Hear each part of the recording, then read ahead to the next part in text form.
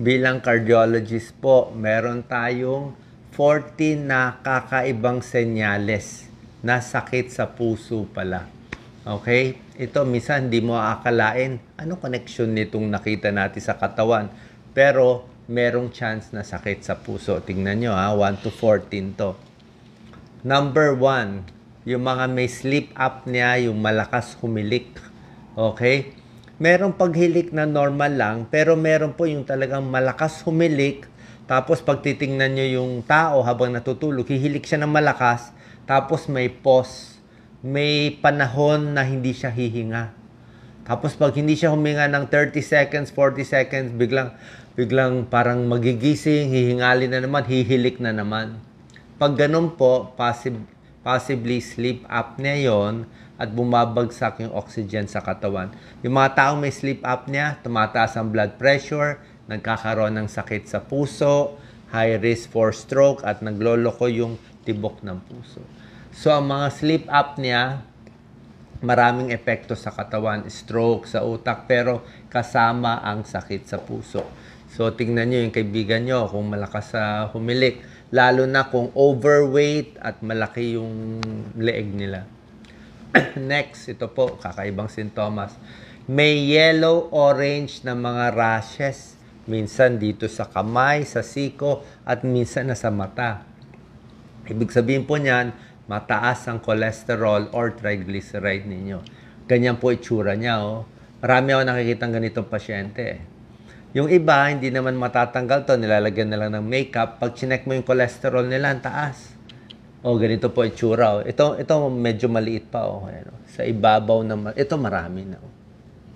Santelasma, cholesterol. So, pag meron kayong ganito, may chance. Siyempre, di ba, mataas ang cholesterol, pwede magbara sa puso. Dagdag ko na rin, kasama ko na rin sa number 2. Ito, hindi siya butlig-butlig. Tingnan nyo po yung mata ninyo. Ang mata ninyo, merong bilog na kulay puti. Okay? Pag bata pa kayo, wala yan dapat. Pero pag nagiging senior, medyo nagkakaroon yan. Ngayon, kung hindi pa kayo senior citizen at bumilog na tong arko na to, yan, pabilog. Tawag po dito, arco-senilis high cholesterol sign.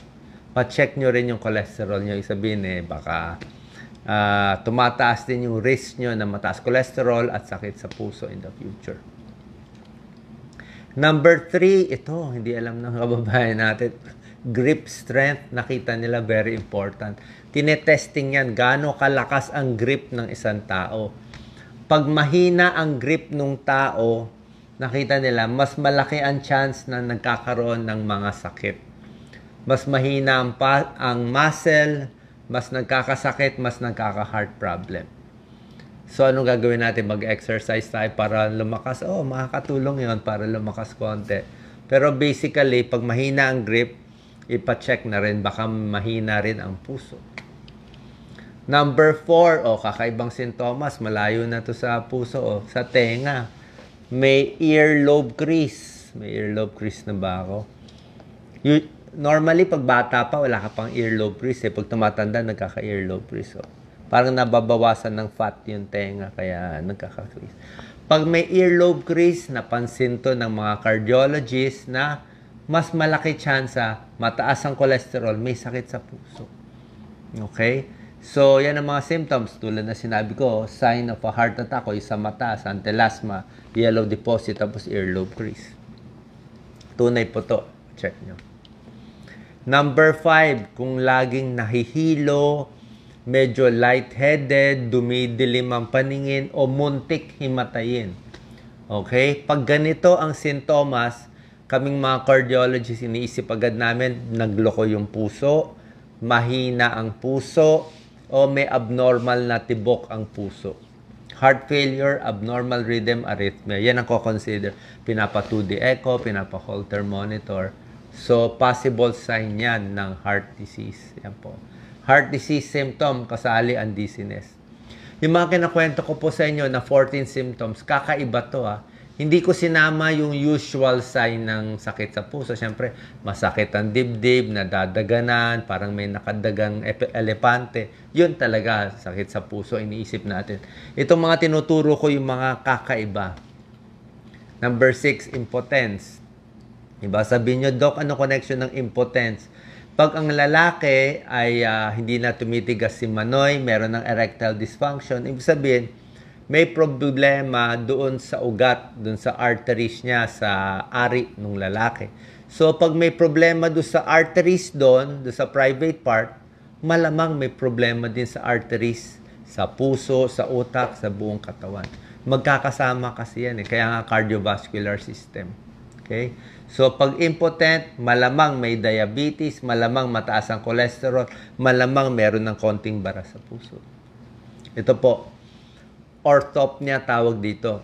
Nahihirapan huminga pag nakahiga. May tao hindi makakahiga ng flat. Sasabihin nila, nalulunod ako, parang nalulunod. Kailangan ko 3 unan o yung iba natutulog nakaupo. Pag yan ang symptom, sign niya ng may tubig sa baga.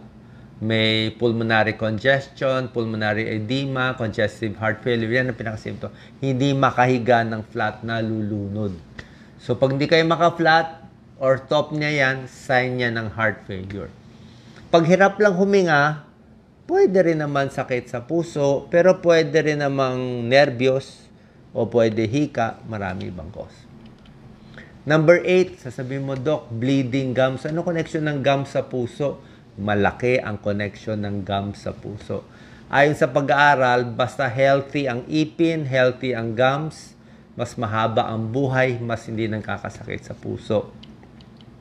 Pag ang gums may bacteria, may dental caries, marami hindi nagtutoothbrush, nakita nyo infected gums, gum disease is now linked to heart disease.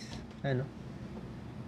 Yung infection connected to heart disease, pwede pumunta sa puso, pwede mamaga yung puso, from the gums pupunta. Meron nga tinatawag na infective endocarditis, mga infection mula sa bibig, namamaga dito, pati puso gumagaya, namamaga din.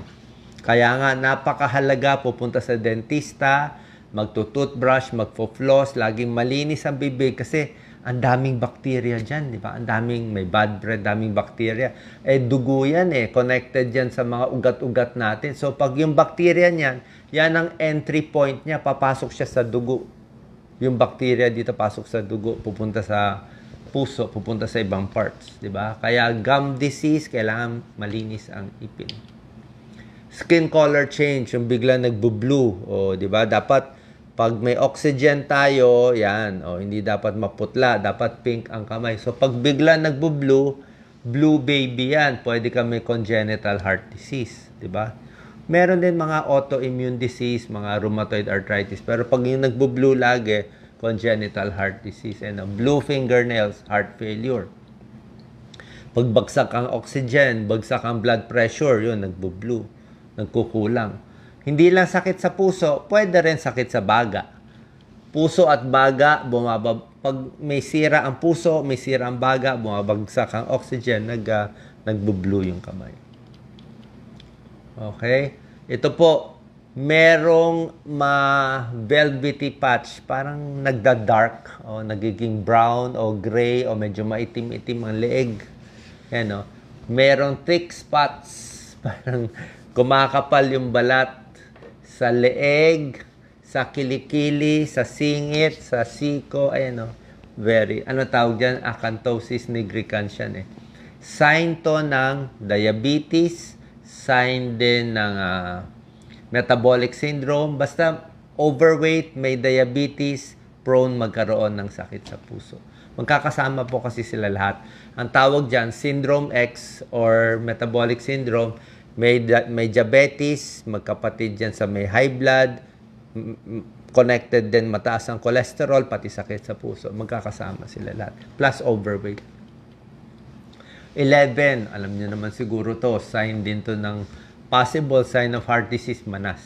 Diba?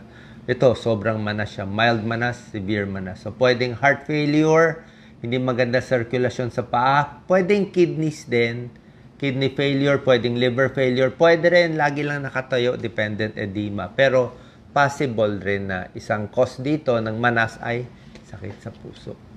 Sobrang pagod. Yung parang exhausted, very drained. Yung parang hinang-hina, hapong-hapo, pagod na pagod, mahina yung pumping ng puso. Possible yun. Pwedeng heart failure. Pero pwede rin naman yung pagod dahil anemic ka, pwedeng depressed, kulang sa oxygen, o pwede may ibang sakit. Number 13, yung tinuturo ko lagi, clubbing of the fingers. Ito, kumakapal yung, ito normal, na may butas. Ito abnormal, dumikit na siya. Sabihin, kumakapal yung balat dito at lumalabas yung fingernails, yung kuko. Bakit nangyayari? Kulang sa oxygen. Pag kulang tayo ng oxygen ng matagal na panahon, nagiging clubbing ang fingers, ganyan nangyayari. Kaya pag ginanyan mo daliri mo, wala ng butas. Low oxygen due to congenital heart disease, pwede rin sakit sa baga, COPD, emphysema, na matagal na may sira yung baga, kulang sa oxygen. Nagka-clubbing din siya. 14, lastly, may itim-itim sa ilalim ng kuko. Okay? Maraming possibilities to. Pwedeng skin cancer, tinuturo ko, melanoma, kung mukhang bilog. Sa diabetes, nakikita. Pero, nakikita din to sa infective endocarditis. Infection sa valvula sa puso. Pag yung valve ng puso, aortic valve, mitral valve, nagkaroon ng infection, malay mo, galing sa ipin, kung may bacteria, pumunta doon. Pag nag-infect yun, minsan may parang na-dislodge, natatanggal na maliliit na mga particles, tuloy-tuloy, di ba? Lumalabas yan dito, nagbabara sa daliri. So, pag nagbara, little dots of blood trapped under your nails. So, parang dugo siya. Nagbara dito, nagdugo. So, tingnan mo yung mga kuko natin. Delikado po yun. Pinapakinggan yung puso kung may heart murmur. Okay? So, yan po ang mga 14 signs na kailangan natin bantayan. Kakaibang sintomas, hindi nyo ito mapapansin, pero konektado pala. Posibleng konektado pala sa puso. Pa-check po kayo sa inyong cardiologist. God bless.